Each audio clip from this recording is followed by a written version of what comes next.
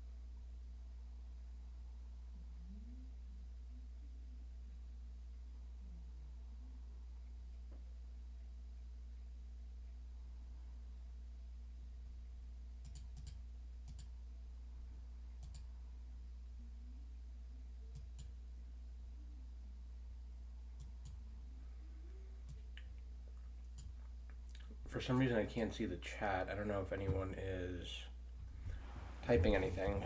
Let's see.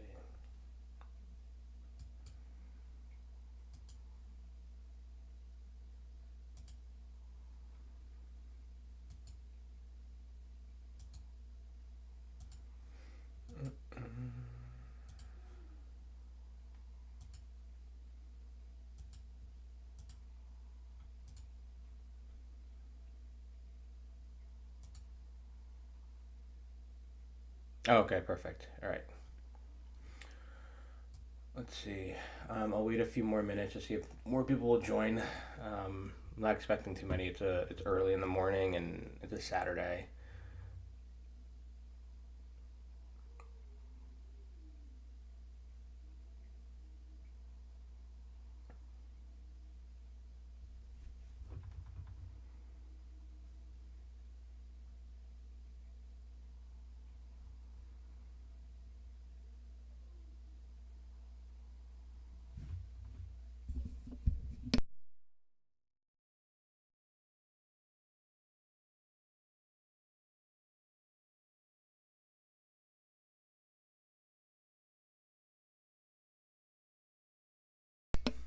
Good morning. Thank you guys for joining.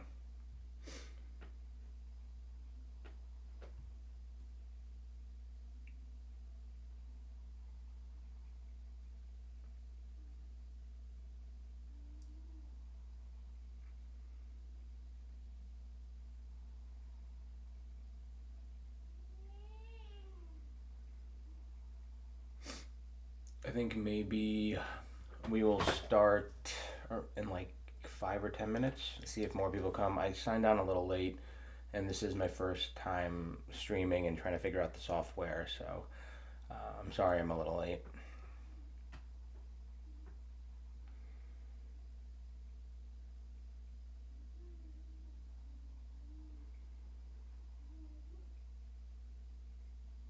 Hey, good morning, Kathy.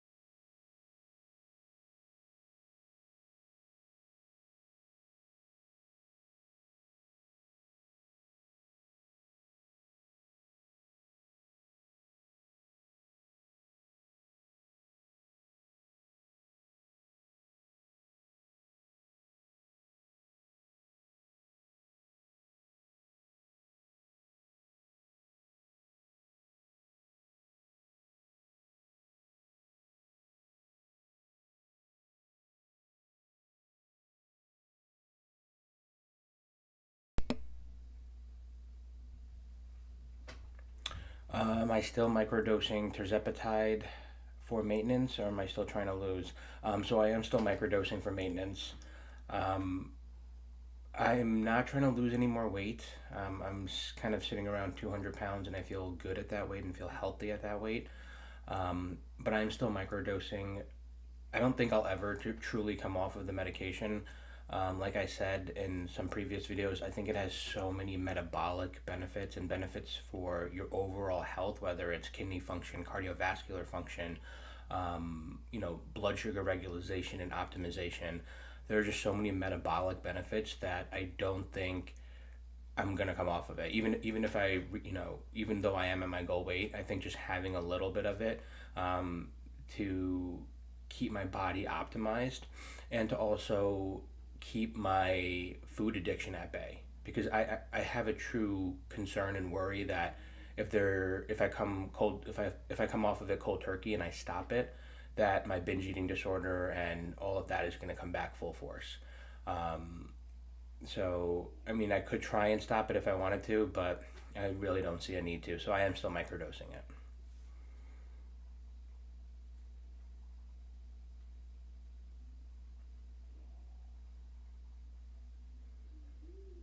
Good morning, Diane.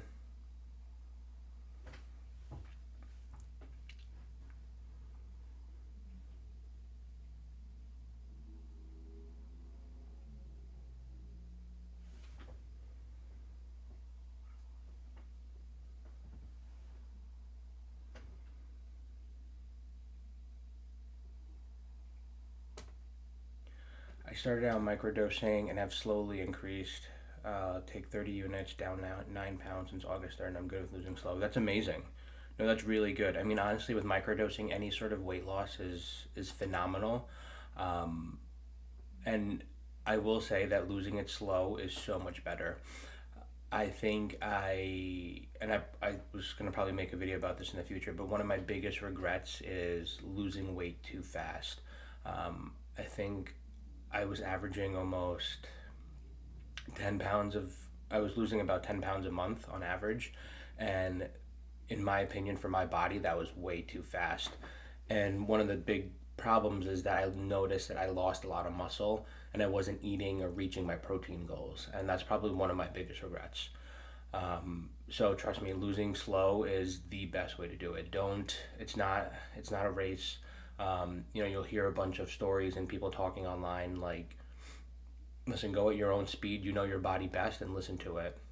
It is the healthiest way to do it.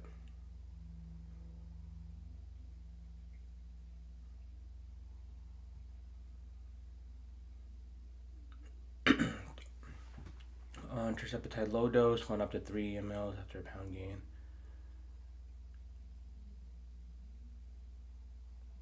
Oh, it's amazing. 11 pounds down in 2 weeks. Yeah, yeah, exactly. Gradual loss. That really is the best way to do it. And I try to recommend that to all of my patients. Because I think a lot of times you get in your head, you read a lot of stories, whether it's online on YouTube or Reddit or Facebook, just all these stories about people losing 100 pounds in 3 months.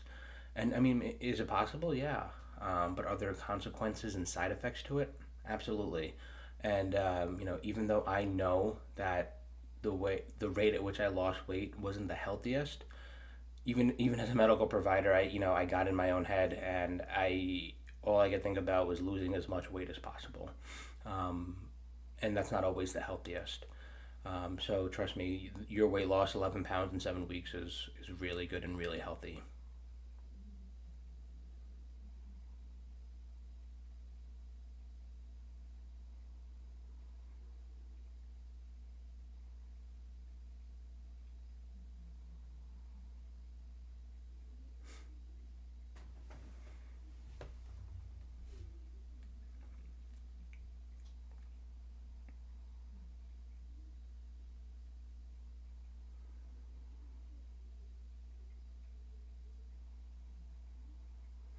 Super responders, yeah, exactly.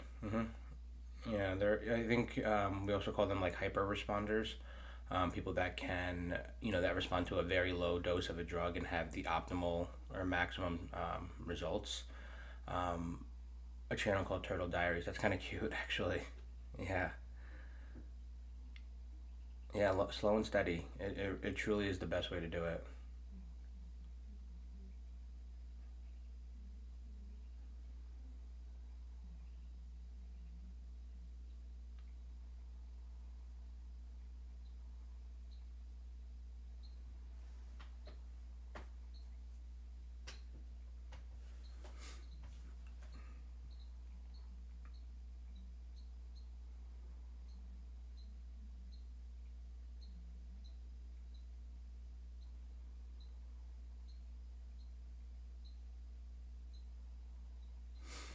Can you share how stress, cortisol has affected your journey and how GLP-1s may have helped? Yeah, absolutely. Um, so that's a great question, actually. So, you know, I think I was pretty transparent with my journey in the previous videos.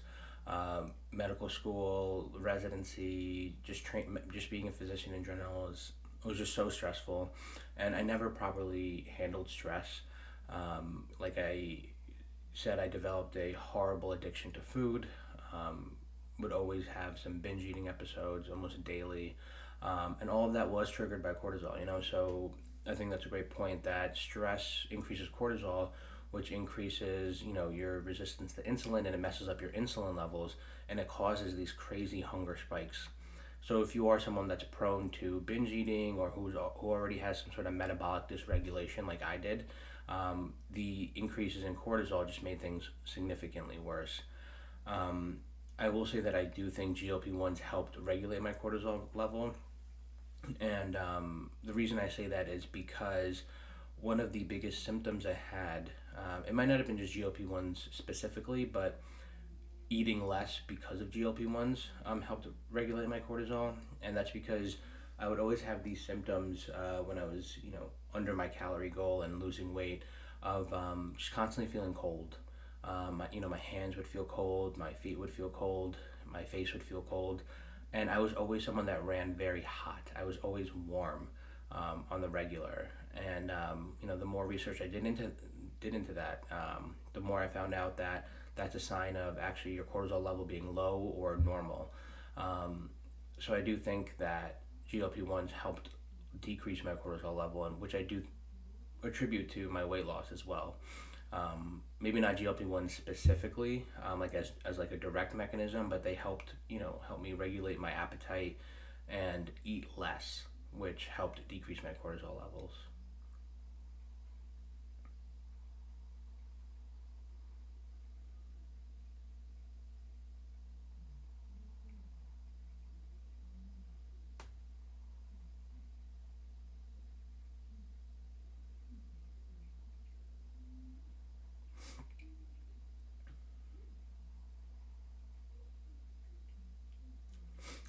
I was also going to ask you guys, do you guys have any ideas on what type of videos I should be making in the future? I feel like I have so much content planned, but because, like I said, I was on call for 12 days straight this past week. Next week I'm on call for 10 days straight.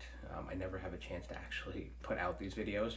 But if you guys have any ideas and you guys want specific content or questions answered, please let me know. Um, it seems that type 2 diabetics lose slow. You touched on that in a prior video. Yes, Diane, that's a great point. So I did mention that before. Um, the reason I think that type 2 diabetics lose slowly, or may need a higher dose, is I think multifactorial. One of the big reasons is there's an enzyme called DPP4, which our body naturally produces. It actually cleaves GLP-1 and breaks down GLP-1, which is why I think diabetics. I'm sorry. So DPP4 breaks down GLP-1, and diabetics have a higher level of DPP4. Um, so naturally, that means that the GLP-1, their naturally produced GLP-1 is lower than for the average person because of the DPP4 that breaks it down. Which is why I think they need higher levels of GLP-1 agonists, because their starting point of GLP-1 levels is already so much lower. Um, So that's one mechanism. So the other is that they already have a lot of insulin resistance, and it takes time for the body to adjust to that insulin resistance. It takes time for the GLP-1 molecules to actually take effect and improve your metabolic health. But yeah, that's something I've noticed in a lot of my patients who are type 2 diabetics and who are on insulin specifically.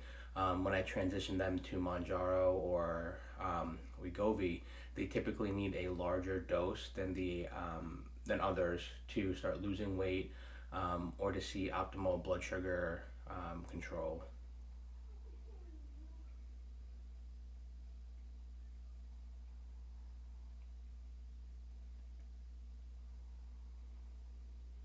I'm a caretaker for my dad. Wow, that's really nice. Who's 90, and my health is. He has dementia and prostate cancer, so it's important for me to prioritize my health. I'm.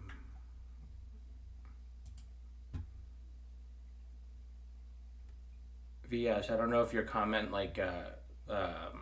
cut off early, or if I just can't see the rest for some reason. It's not showing all of it. But I mean, that's amazing.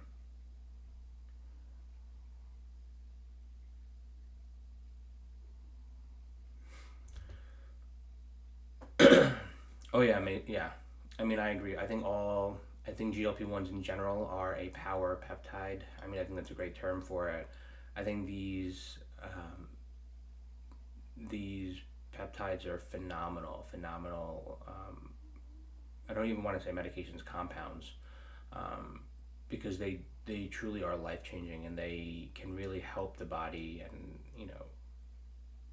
optimize the body for health and longevity, which is one of my true passions now. I try to preach peptide therapy to everybody. I try to get all of my patients on GLP-1s, whether it's tirzepatide, semaglutide, whatever your insurance will cover.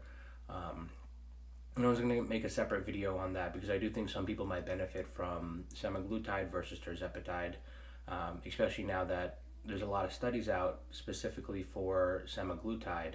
But I do think tirzepatide will get that same clearance for those certain conditions like chronic kidney disease or heart failure with preserved ejection fraction. Semaglutide currently has shown what is it called? Semaglutide has shown that it's beneficial in those patient populations. It delays the progression of chronic kidney disease. It helps preserve cardiac function in patients with heart failure. Um, I do think that tirzepatide will also get. I think tirzepatide also has that power. There just hasn't been the studies to back it yet.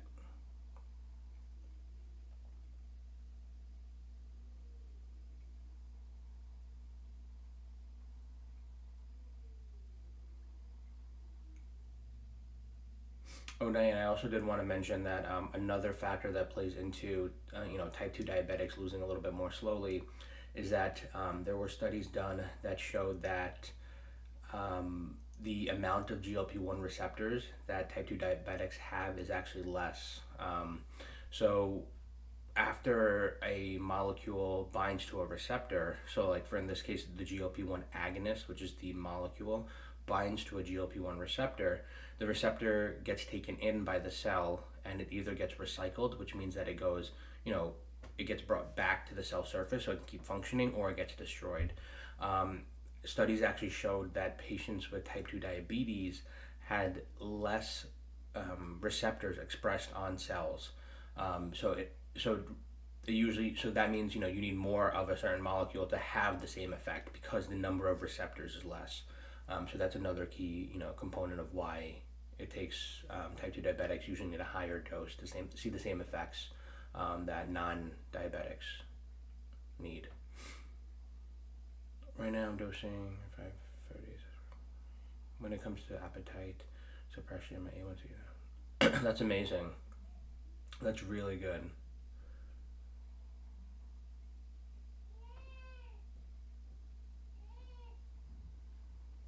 Yeah, I mean, I think like I said, the half-life of tirzepatide is 5 days. So I think it really it varies from person to person. But when you're microdosing, you can either do the weekly injection, or because of the half-life, you can actually, instead of increasing the dose, you can decrease the frequency. So I think that's great. I think doing 5 days is perfect. It'll allow your body to have a more steady state of the compound.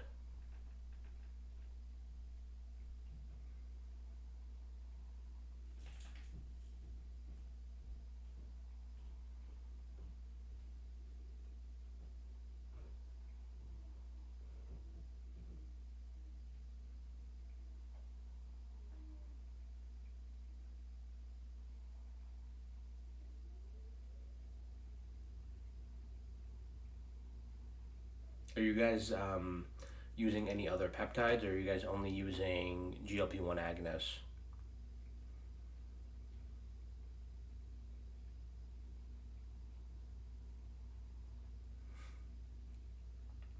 I never had indigestion, acid reflux until I started this compound, sharing that will cause damage to the esophagus.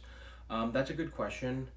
I think it really depends on the severity of the acid reflux and the chronicity. Um, I would try and use a medication like a PPI, um, or a H2 blocker, something like famotidine, or omeprazole, pantoprazole, to see if that helps with the acid suppression. Usually, minimal amounts of acid reflux does not cause long-term esophageal damage. Um, there's always the concern for something called Barrett's esophagus, which is when the esophagus is exposed to stomach acid constantly and frequently, it actually changes structure um, to protect itself, and it changes to the same kind of cell structure as the stomach lining, because that's where most of the acid is, right? It's in the stomach. So the esophagus will change its cell structure. The concern with that is when things start changing cellular structure, there's always a risk for cancer or malignancy. It's pretty rare with low levels of indigestion. However, if it's something that's like chronic on a daily basis and does not improve with like famotidine or a PPI, like an acid blocker, I would definitely follow up with a gastroenterologist, just to be on the safe side and have it monitored, because that's always that's a normal thing to be concerned about. But like I said, I don't think it's something that you need to worry about unless it can't be suppressed.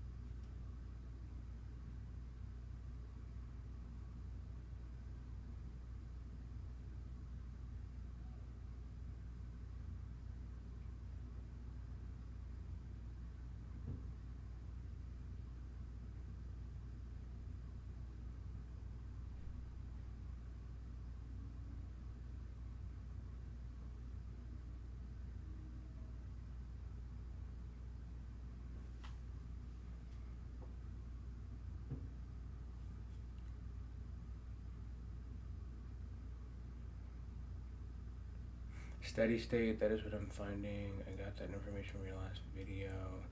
I only use choice I'm doing diet and lifestyle modification. Absolutely, yeah, and that's a great point, the steady state, right? So, like in my last video, it takes 4 half-lives, which for tirzepatide is 5 days.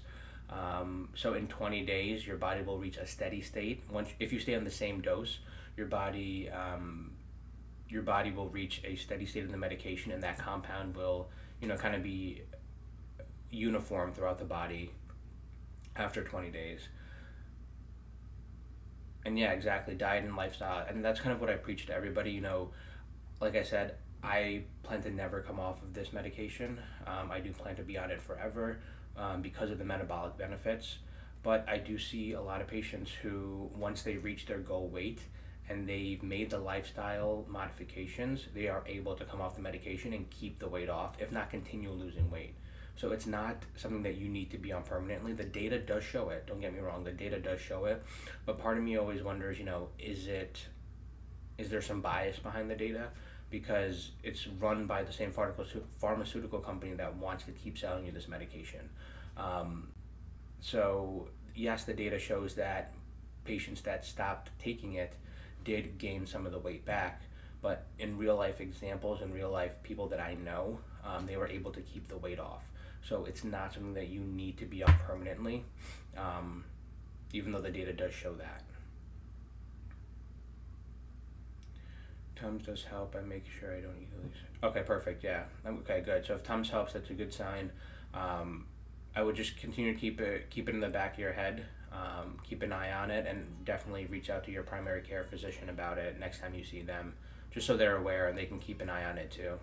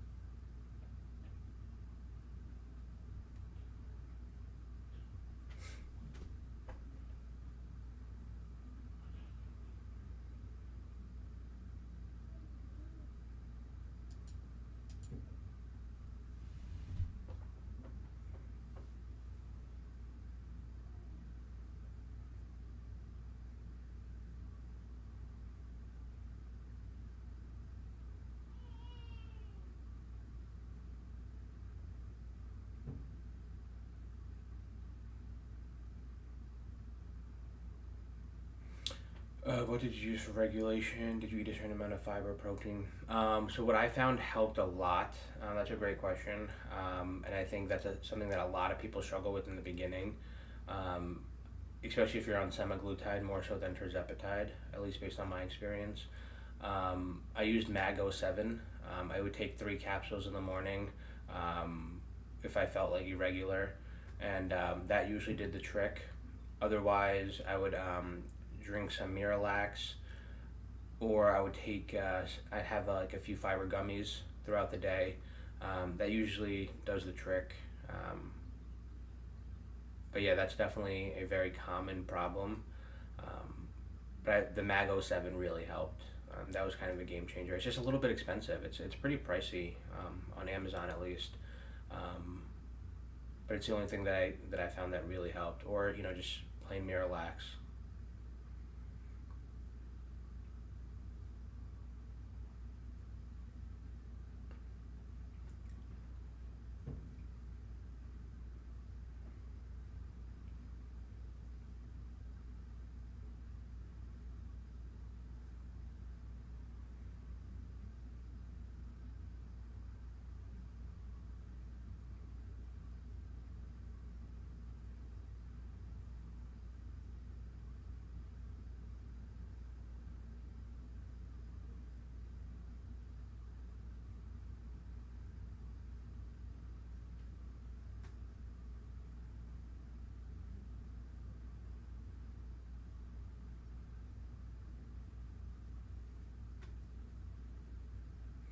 Prioritize protein, veggies, some carbs, and drink lots of water. Yeah, it's tough. It really is tough. I mean, that's probably one of the biggest negatives about this compound. Um, is the GI side effects, and it kind of keeps a lot of people from trying it, which I think sucks because there are so many more benefits than there are side effects. But yeah, even me, I still have to use Mag07. I also noticed that doing more cardio throughout the day kind of helps a lot. So the days that I don't do cardio, I notice I'm a lot more backed up than the days that I do. So you should try doing that. Um, yeah, and then try the fiber gummies as well. I think that should help.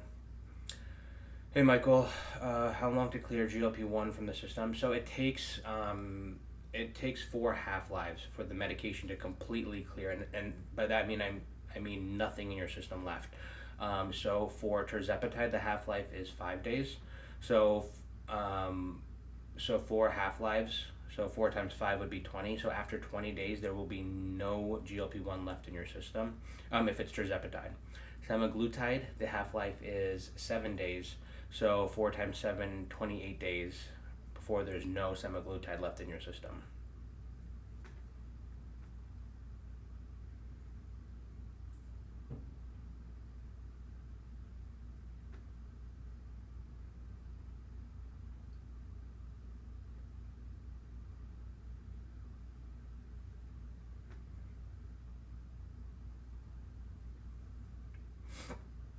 Walking always helps me too. Yeah, yep, exactly.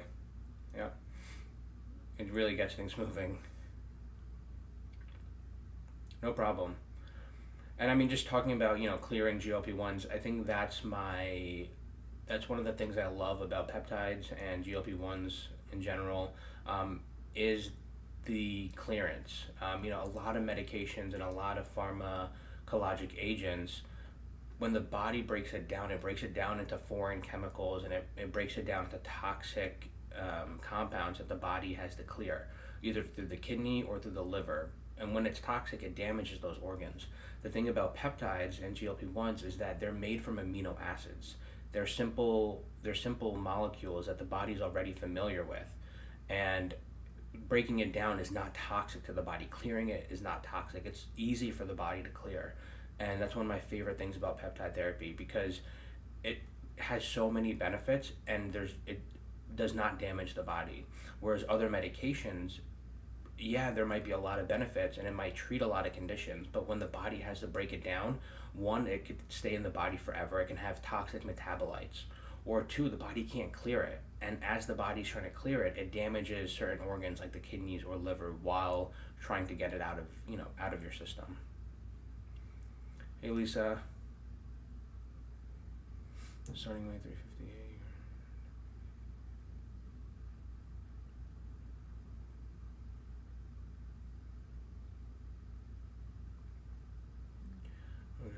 No, that's amazing.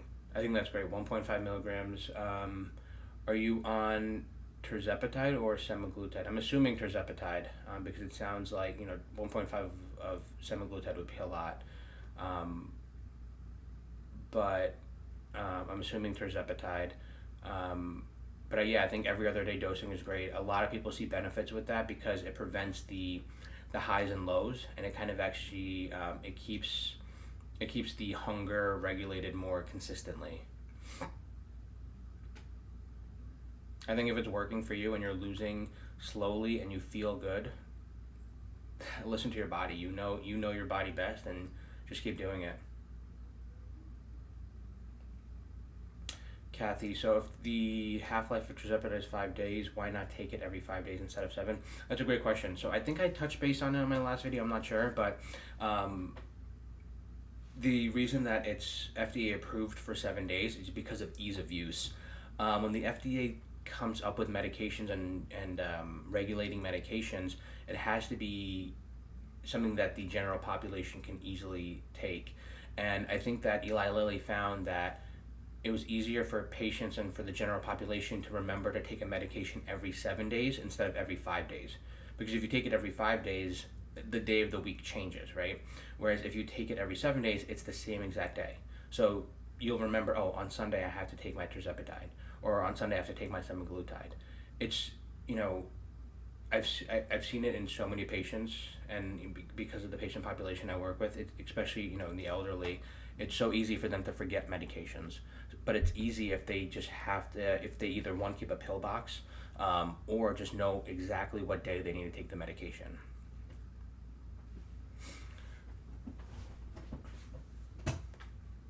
So I do think 5 days is better.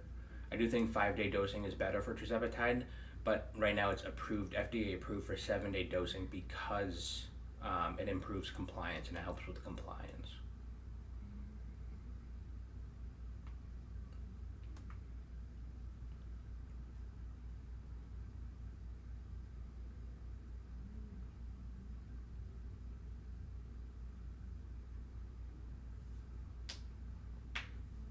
Yeah, of course, Michael, of course.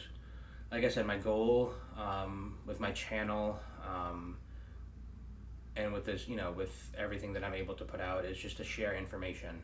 I truly believe that you need to be able to advocate for your own health because you know your body best.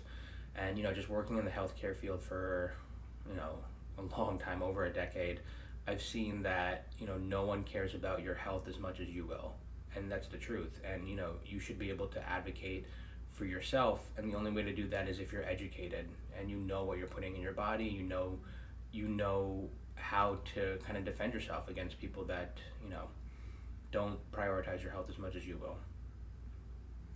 I did the shot in 5 days. Yeah, absolutely. I think that's great.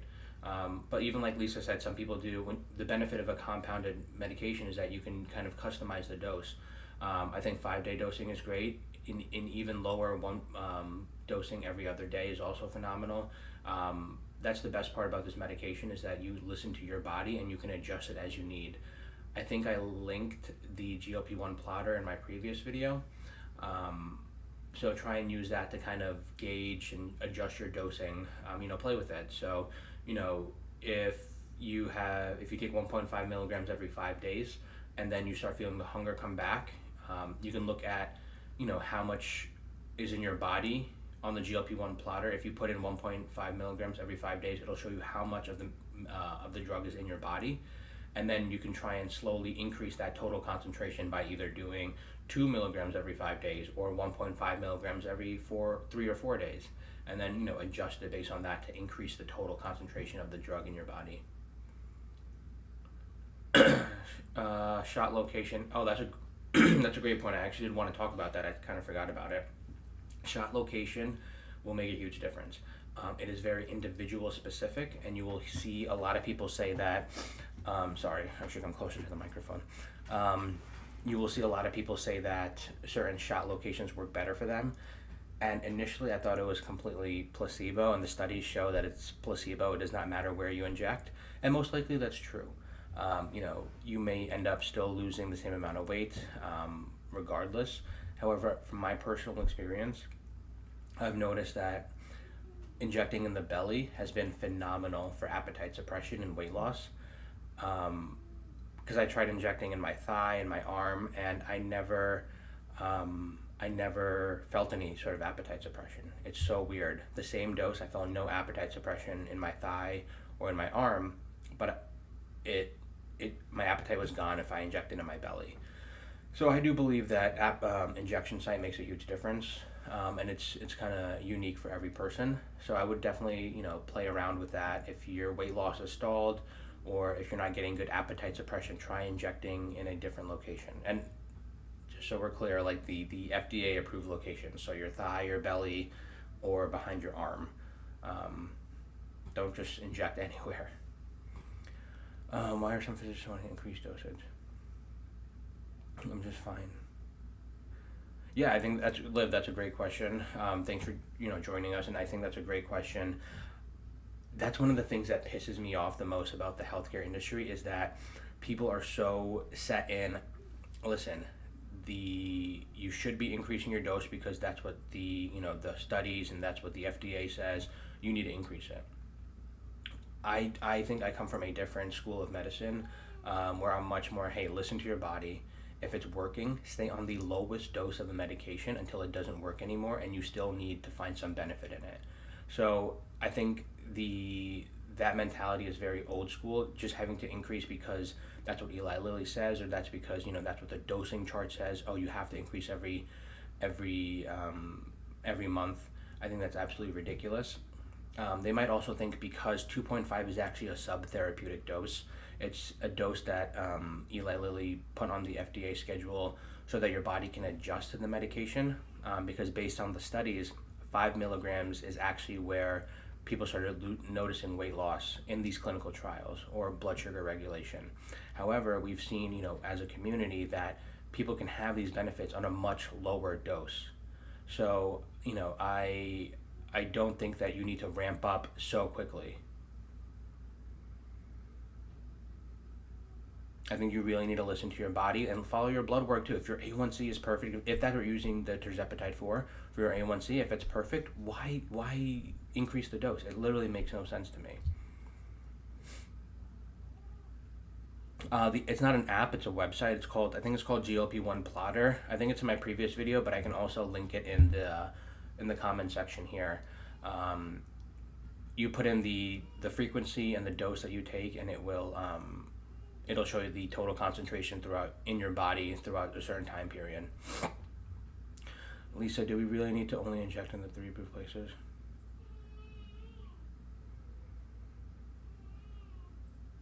No. I guess no. You can inject into into like the hip as well. I guess I was like talking about just to be on the safe side. I don't want people like injecting in their neck or their face or I don't know. You see crazy things in the medical field, so I just to be on the safe side, I always say inject in like the belly, um, the arm or the thigh. I mean the hip works too. I'm an advocate for my health care. Exactly. You have to advocate for your health. It's becoming a crisis almost, and you need to make sure that you stay educated so that you can protect your body at this rate. Suppression and it can be tough if shot is lacking. People rely on hunger suppression and it can be tough if shot is lacking. What do you mean by that? I've been using the app Shotzi. I'll check that out. Oh yeah, I've heard about Shotzi. Yeah, I think if that works. I think there's a monthly fee with that. But the GLP-1, but I think that also helps you, remind you to take it helps track like your injection, like when the injection is due and stuff like that. The GLP-1 plotter just tells you the concentration of the drug in your body at a given period based on the dosing and stuff like that. Lisa, no one. Yeah, and please don't no one inject in their neck, please. I just have to warn. I just have to warn people because I've seen crazy things. So.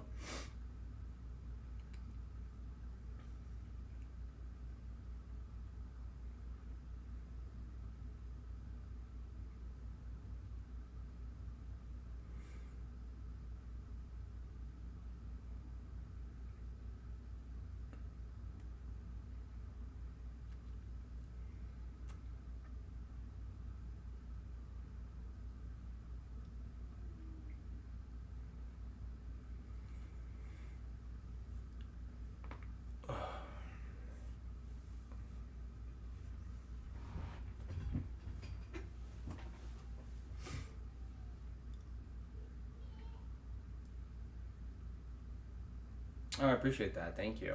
Um, I it's something that's a passion of mine, so I'm hoping to add more content to it.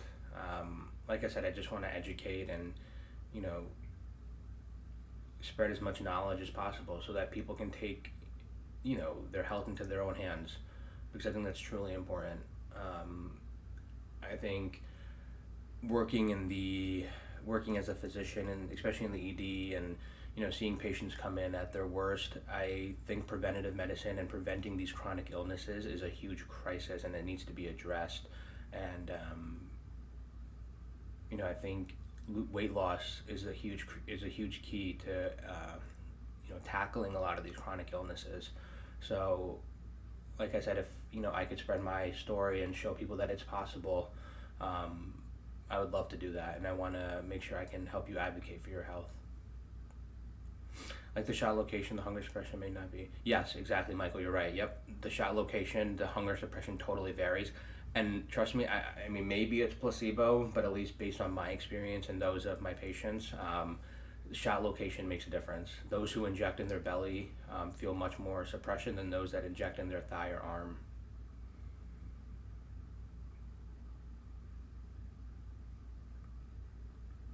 Liv, how's nursing school going? That's exciting.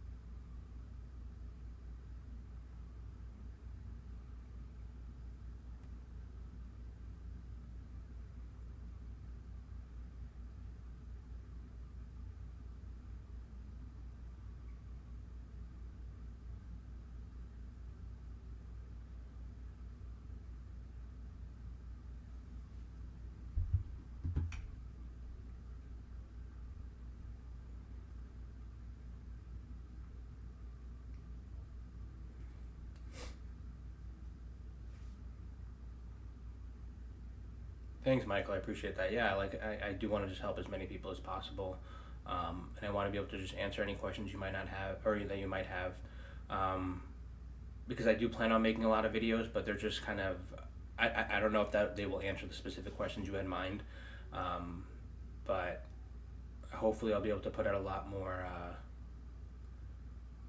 content.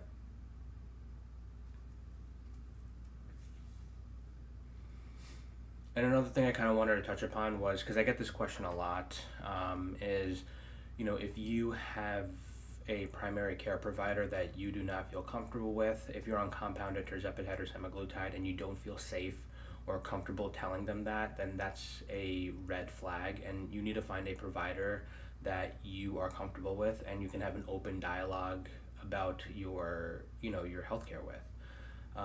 Unfortunately, I see it a lot in the healthcare field where, providers are, hey, it's my way or the highway. Either you listen or, you do what I say and just follow what I say.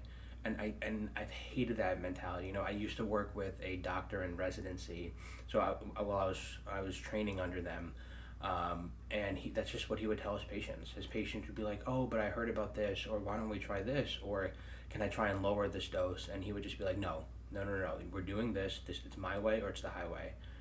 And I was just like, "What kind of mentality is that?" And I do think that kind of helped me, shift my mindset into realizing that that's not the best way to approach health or someone's life. It should be a collaborative and team effort. So please find a provider that you can work with as a team that understands you, because at the end of the day, you know your body best, and it's so important to make sure that you prioritize your health and that you are the one that's driving your health care. The physician should just be the catalyst, or provider should just be the catalyst and kind of help and guide you, but you should be the leader in your healthcare.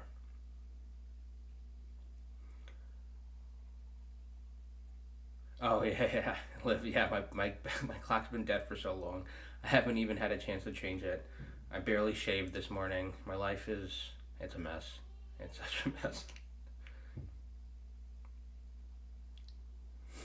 Um, I've just started, but concerned about maintenance. Let's say I finally lose those 30 pounds. What would maintenance look like? Still weekly injections?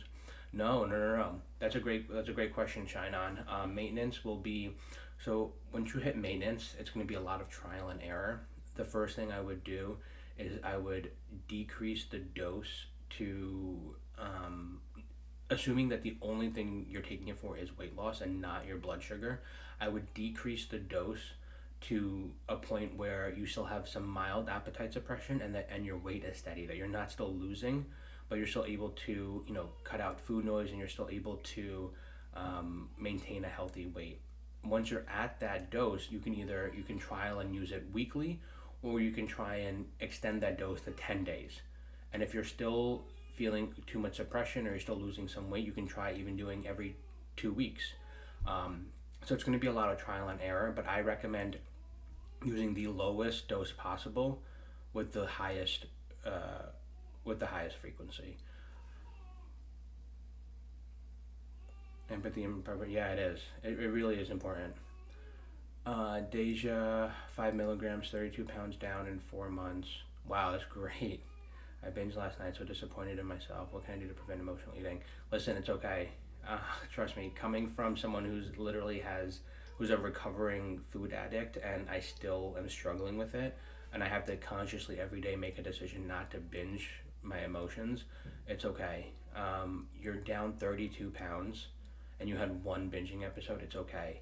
Um, the you know the To prevent emotional eating, the only other things you could try and do are, find out what triggers that emotional eating. If it's a specific event, if it's a specific, type of emotion, or, trying to avoid that emotional situation if possible, or talking to a therapist about it. Um, One binging episode in 4 months, trust me, that's okay. And sometimes it's okay. And I think that's what we have to let ourselves know, is that we're not perfect, and we're never going to be perfect. This medication might help us be better, but we're not going to be perfect. So, I wouldn't beat yourself up. You're still doing amazing. and just be conscious of it, and try and avoid that if possible. But don't beat yourself up. You're still on the right path. Don't let this one binge turn into another binge tomorrow, because that's what I used to do. I used to say, hey, it's just one Reese's, it's just one sandwich, and next thing I know, tomorrow I'm down, a bag of chips and a cheeseburger, and it's a horrible, horrible slope, and it's a very slippery slope. But don't let it be a cycle, and just forgive yourself. I think that's one of the things that we struggle with as human beings, is forgiving ourselves. So it's okay. My friend recommended to another doctor for weight loss. When I asked for her support with hers, I can tell she doesn't get it. I wanted her support in case the compound ends. Yeah. I mean, it's crazy to me how many providers are so close-minded and against helping patients ultimately. Like, to me, it's like, if it doesn't harm your body and it's not an illegal substance, I don't understand why you can't support somebody in it. But I guess that's just me. I'm glad you were able to find a provider, though. I need to head to bed. Graveyard gal. I like the live Q&A, and I think if you just start with what you are interested in the most, first of all. Oh, thanks, Lisa. I appreciate that. Okay, get some rest, and hopefully I'll see you in the future videos. Shine on. Thank you. That's helpful. Of course. Yeah, of course, Deja. Please don't beat yourself up. Even I'm a recovering food addict, so I know what it's like. It's not easy. It's not easy at all. But take care of yourself and just keep looking forward. And if you're still losing weight on the 5 milligrams, I would not increase the dose. If your weight loss is stalled and you're still having these, this food noise that's uncontrollable, you can consider increasing your dose. But at the moment, if it's working, don't do it. Slow and steady.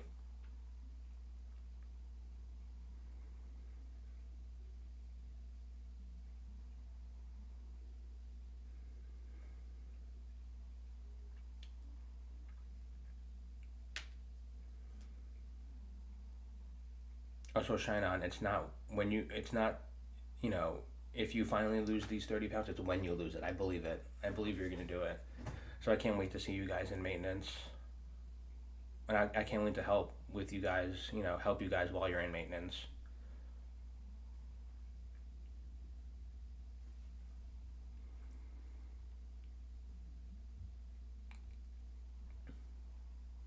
And VS, that's a good point about the compound ending. I think there's a lot of back and forth with the FDA and Eli Lilly about compounding and if that's going to end. I think compounding pharmacies now have an extension until the end of November, if I'm not mistaken, to keep producing until there's a final decision by the court system. But I also saw that Novo Nordisk is going to is trying to eliminate compounding of semaglutide. It's going to be tough. I hate that this medication is not easily accessible to everybody because it's life-changing, but I mean, that's unfortunately the American healthcare system. Companies only care about the bottom line, whether it's hospitals, whether it's pharmaceutical companies, they just care about making the bottom dollar, and it's sick, but what can we do? Stalled now. My provider is going to do one more box for you. Yeah, I think that's a great idea. Yeah. If you are stalled out, just see if the 5 milligrams works for another month, and if it doesn't, increase it. I think the next dose would be 7.5 milligrams. So, I mean, you're still far from the maximum dose of 15 milligrams, so there's no harm in trying to increase it.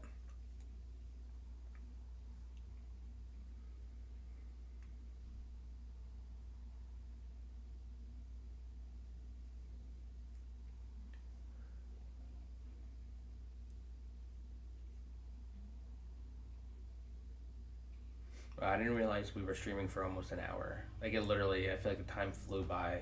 This is so much fun, actually.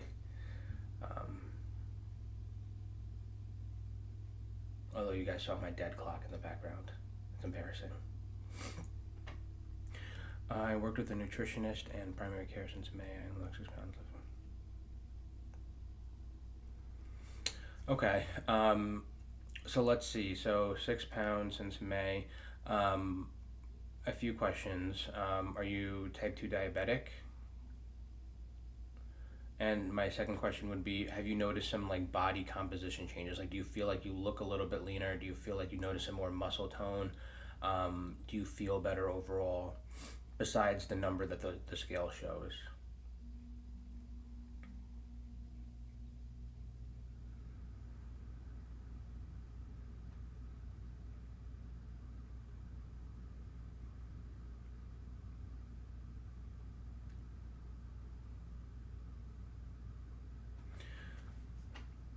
Wait, started last week. Started what last week? You started the GLP-1 last week.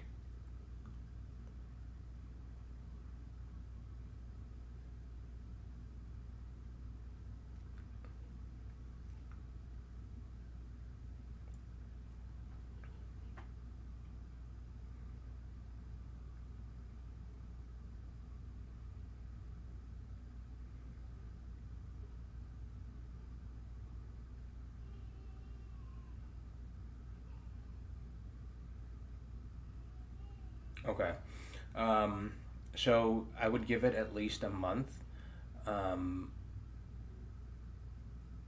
before you notice any significant weight loss on it. But if you keep up those habits, like you lift 3 times a week, um, you eat a clean diet, adding the GLP-1 will just boost all of that. It will literally be adding fuel to a fire.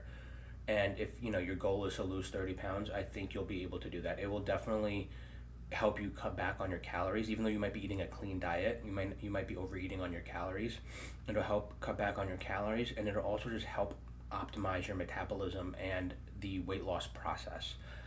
It'll help your body burn fat more efficiently.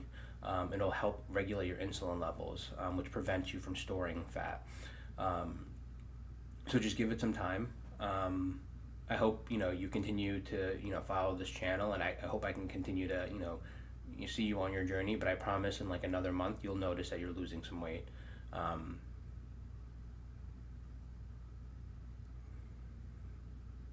yeah. Oh, tirzepatide, perfect. Yeah, I think tirzepatide is definitely the superior peptide for losing weight.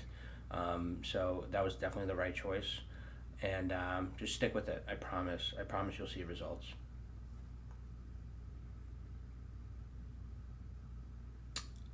Um, 1,500 calories. Do you have the TDEE calculator? I think it's called. It's like the total daily energy expenditure. It calculates the amount of calories you need based on your height and weight and stuff. I would follow that. Sometimes maybe the providers are going off of that, but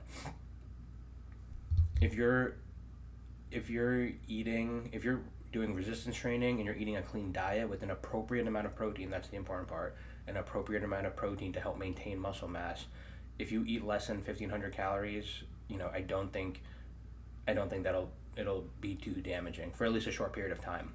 Maybe even, I don't know what your statistics are, but maybe even something like 1,200 calories, might help. But that is definitely on the lower end, and I would only recommend that if you're not seeing weight loss in the next month or two. But the goal is eating appropriate amounts of protein and doing the resistance training. That's the only way to maintain muscle while losing weight.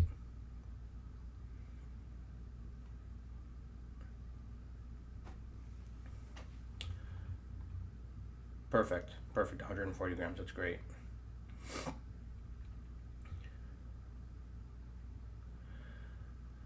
All right. I think I'm gonna head out. I have to go wake up my son and take him trunk or treating later. But this was a lot of fun actually, and I'll try and do some more live streams just so we can kind of I can answer as many questions as I can that you have, and that we can kind of grow as a community and get to know each other more and follow each other's journeys. I think it'll be a lot of fun. So I'll definitely have more live streams coming. I'm going to try and put out more videos, especially regarding peptide therapy and weight loss, and just living a healthy, longer life, because that is the goal. Um, Lifting for over a decade. Damn, great. That's amazing. That's amazing. I've been lifting for like maybe a year or two now. So a decade that's consistency, and that takes a lot of hard work. So, but yeah, I'm gonna head out now.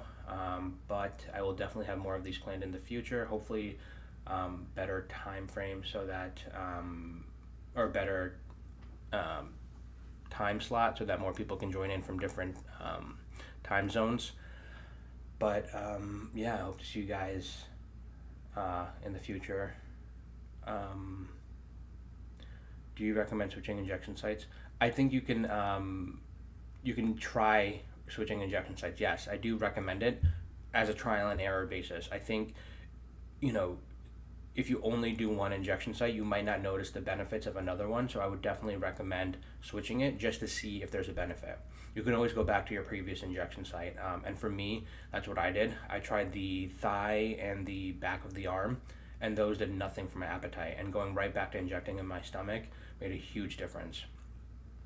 So I definitely recommend trying it just to see, hey, it might help, it might not, but at least you'll know for sure. Thank you guys, and hopefully I'll see you next time.